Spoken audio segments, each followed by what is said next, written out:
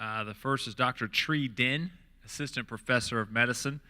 He is one of the gynecology oncologists in the GYN surgery department. He's also the fellowship director of the minimally invasive GYN surgery.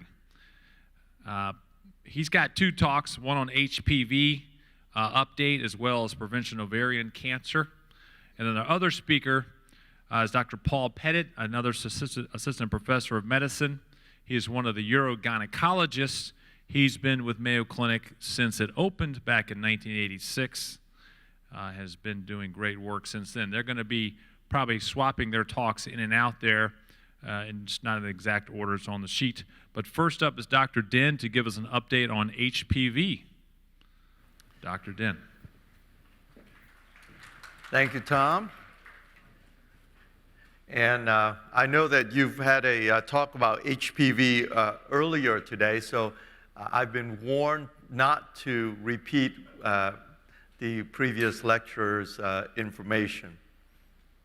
So I have no disclosures. I wish I did, but I have no relevant financial relationships. I would not be talking about any off-label things.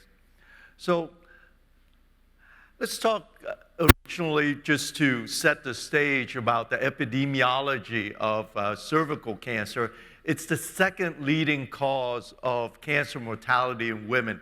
Every year there's about 500,000 cases in the world. 75% occur in developing countries. I do some work in Vietnam every year, and we have the worst cervical cancer cases that I see on a yearly basis when I go there.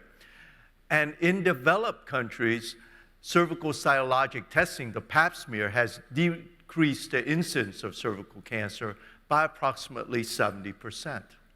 And this is one of my favorite slides, and I've kept it around, and it's from my dad many years ago. And it shows essentially the incidence of cervical cancer from around the 1950s to about the 1980s in British Columbia. So a developed country, a developed area just like Jacksonville, Florida.